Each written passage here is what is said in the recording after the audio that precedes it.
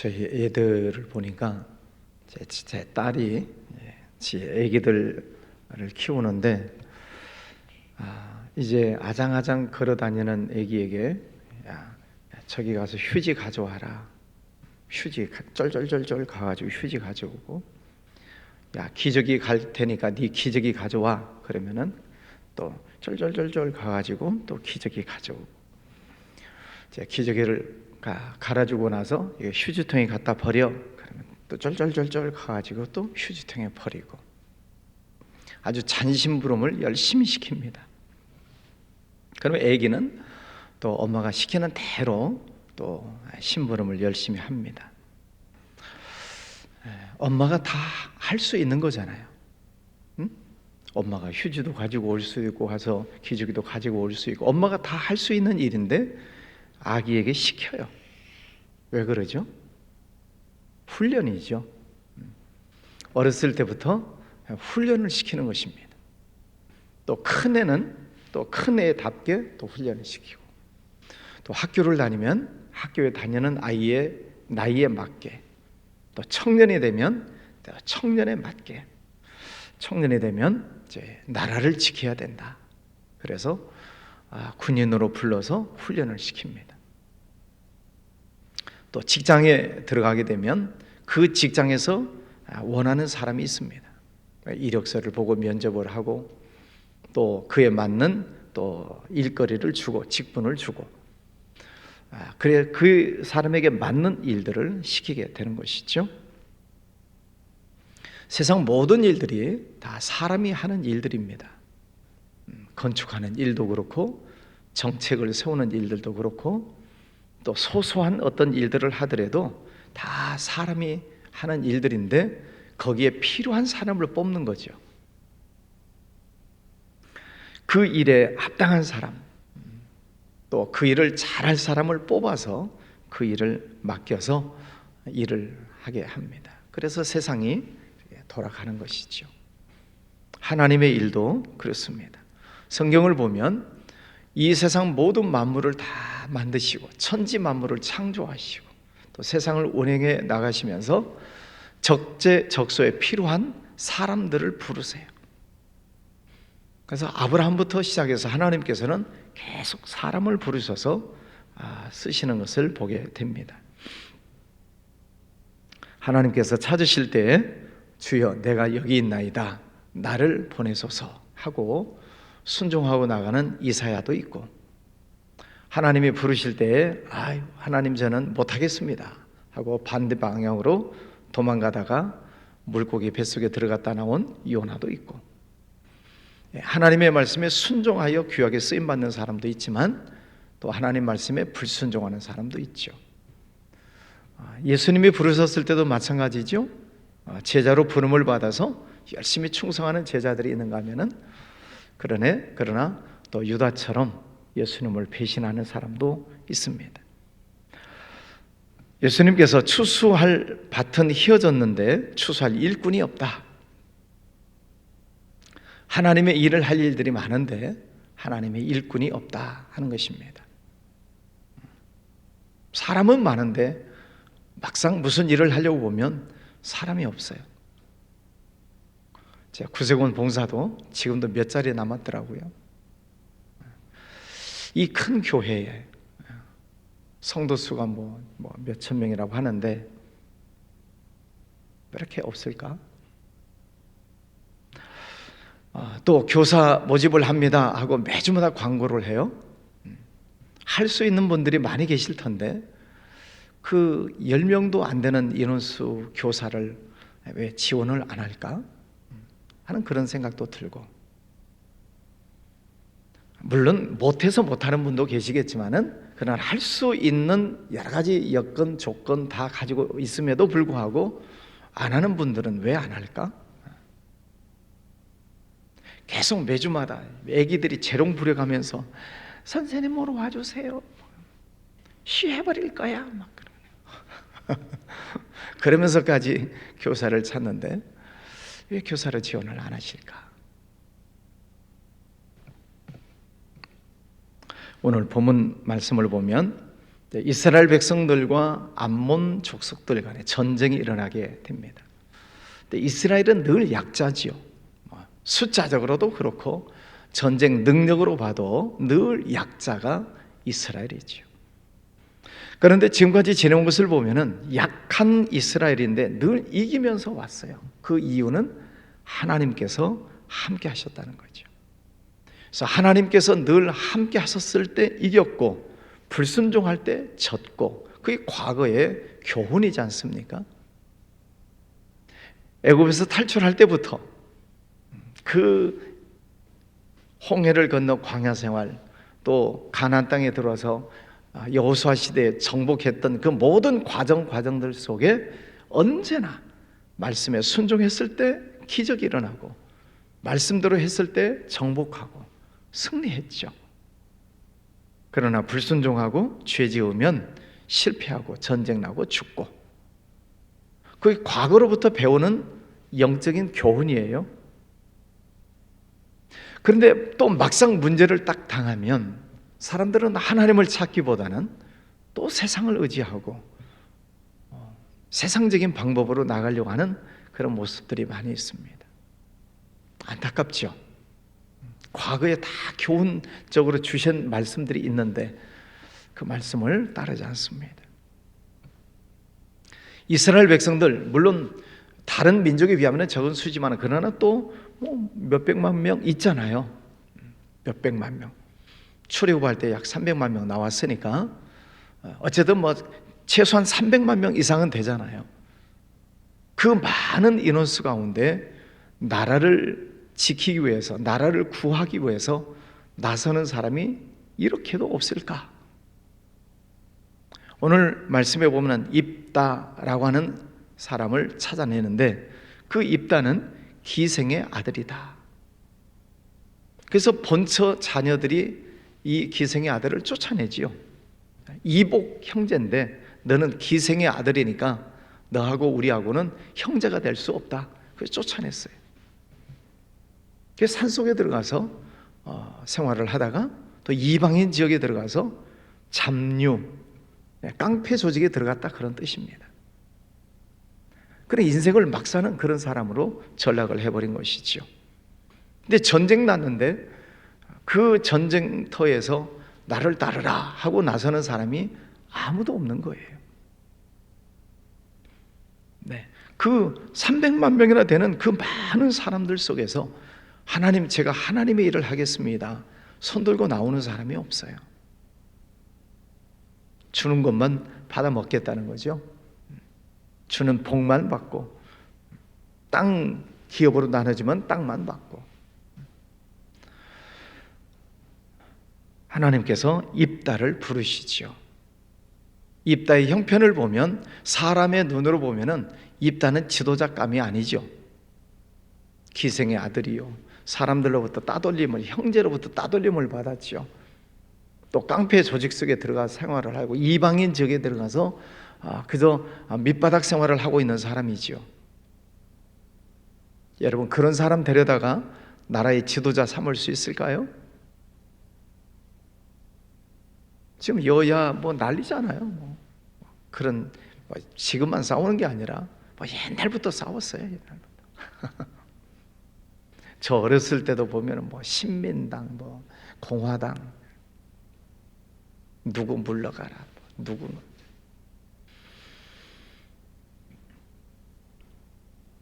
자, 하나님께서 사람들이 볼 때에는 함량 미달이죠.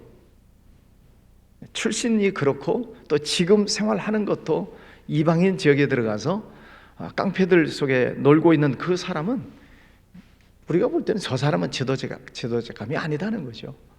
세상 사람들은 다 그렇게 바라보지 않습니까? 자, 그런데 하나님께서는 그 입다를 부르십니다. 사람이 보는 것과 하나님이 보시는 게 다르다는 거지. 사람들은 외모를 보지만 하나님은 그 마음 중심을 보신다. 우리가 하나님의 눈으로 그 입다의 중심을 봐도 저 사람은 인물감이 못 되잖아요. 근데 하나님은 그를 부르세요. 그래서 암몬을 이기는 자로 쓰시는 것을 보게 됩니다. 하나님의 보시는 눈과 다르다는 거죠.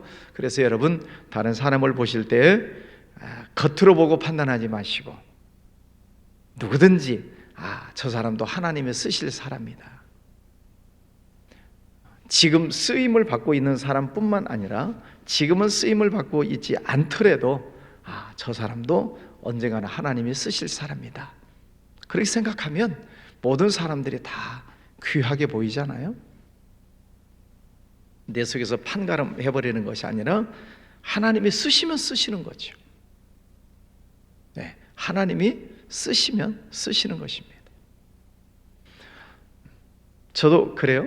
저 자신을 늘 놓고 볼 때도 여러 가지 가정 환경, 생활 주변 여건 다 돌아보면 저는 목사 될 조건이 하나도 없는 사람이에요. 근데 하나님이 그런 불신 가정에서, 유교 문화권 속에서, 믿지 않는 사람이 아무도 없는 그 가정 환경 속에서 하나님이 저를 이렇게 쏙 빼내 가시고 어렸을 때부터 목사 훈련을 시키신 것 같아요. 그게 하나님의 은혜지요. 하나님께서 여러분을 지금 그 자리에 앉아 계시면서 어떤 분은 장로님이 되시고, 어떤 분은 권사님이 되시고, 어떤 분은 집사님이 되시고, 어떤 분은 찬양대원이 되시고, 어떤 분은 또 봉사하는 자리에 다 계시는, 그게 누구의 은혜예요? 하나님의 은혜. 사람이 보는 모습이 아니라 하나님께서 여러분을 보셔서 여러분을 지금 그 자리에, 또 그 직분 하나님이 주셨어요. 왜 감사해요? 안 감사해요? 왜 작게 대답을 하세요? 감사하잖아요. 그래서 제 고백이고 또 여러분의 고백이시겠지만, 나 같은 것이 무엇인데, 다윗이 그렇게 고백하잖아요. 나 같은 것이 무엇인데 나를 이렇게 유대의 왕으로 세워주셨습니까? 베들레헴의 목동 출신, 우리가 늘 나를 불러주신 하나님의 은혜에 대해서 우리가 감사해야지요. 오늘 입다 기생 출신, 형제들로부터 쫓겨나서 이방인 지역 돕당에 들어가서 이방인들과 어울리고 그저 삼류 인생을 살 수밖에 없는 그 입다를 하나님이 부르셨어요. 부르신 것뿐만 아니라 29절에 보면은 여호와의 영이 입다에게 임하시니, 하나님의 영을 그에게 주셔서 하나님의 일을 하게 하세요. 여러분, 우리가 하나님의 일을 하는 게 그저 내가 해야지 그래서 하는 게 아니고, 목사도 마찬가지, 여러분 장로님, 권사님, 집사님, 여러분 다 직분을 맡아서 일을 할 때 하나님의 영, 성령이 여러분 안에 계셔서 여러분을 쓰시는 것입니다. 아멘. 네. 성령이 우리 안에 와 계셔요. 죄송하지만 만약에 성령께서 그럴 리가 없겠지만 제 안에서 떠나신다면 저는 아무것도 할 수 없어요. 그저 밥 먹고 사는 것은 살겠지만은 설교, 기도, 찬송, 예배, 성령이 떠나시면 아무것도 할 수 없어요. 그래서 설교가 목사님 그렇게 오랫동안 신학하고 목회 생활 오래 했는데 그냥 딱 서면 설교하는 것 아닙니까? 여러분 그렇게 생각하실지 모르죠.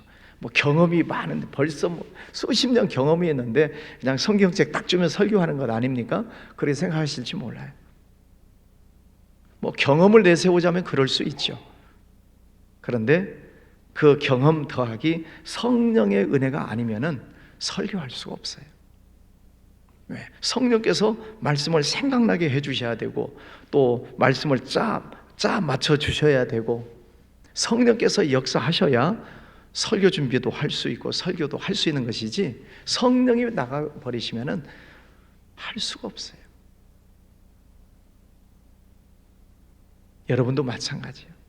성령이 여러분 안에 지금 계시기 때문에 새벽기도도 나올 수 있고, 하나님의 말씀을 듣고 아멘도 하시고, 하나님이 맡겨주신 직분도 감당할 수 있는 거예요. 요한복음 14장에 보면은 성령이 우리 안에 오셔서 영원히 우리 안에서 떠나지 아니하시겠다. 할렐루야. 그게 얼마나 감사해요.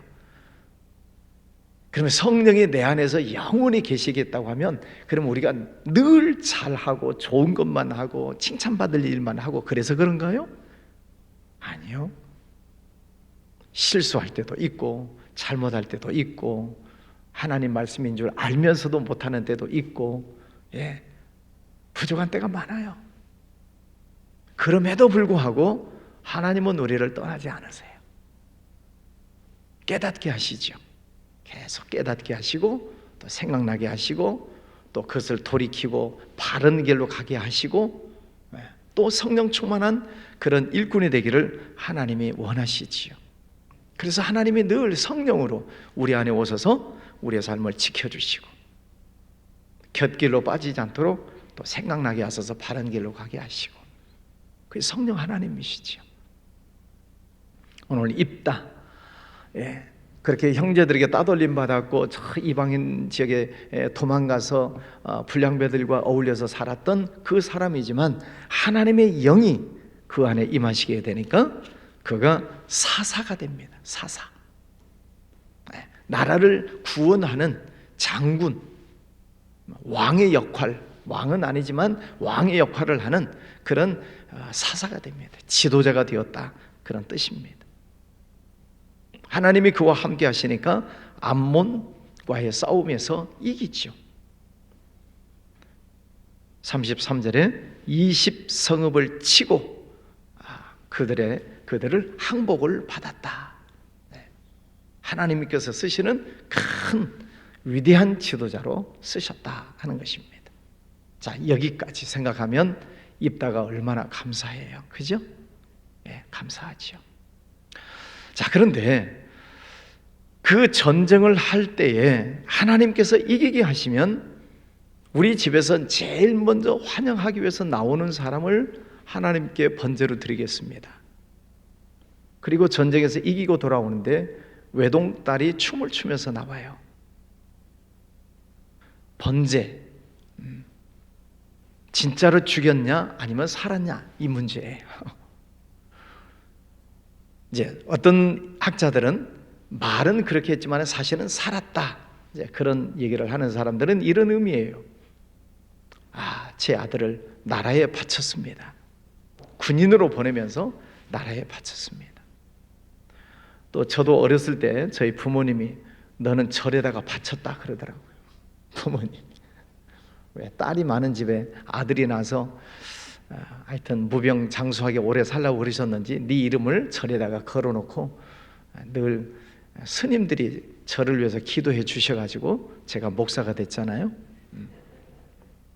네 이름 절에다가 걸어놓은 문수사가 있어요. 제 고향 절에다가 네 이름 걸어놓고 바쳤다. 그래서 제가 이렇게 중님들이 기도를 많이 해주셔서 이런 목사가 됐어요.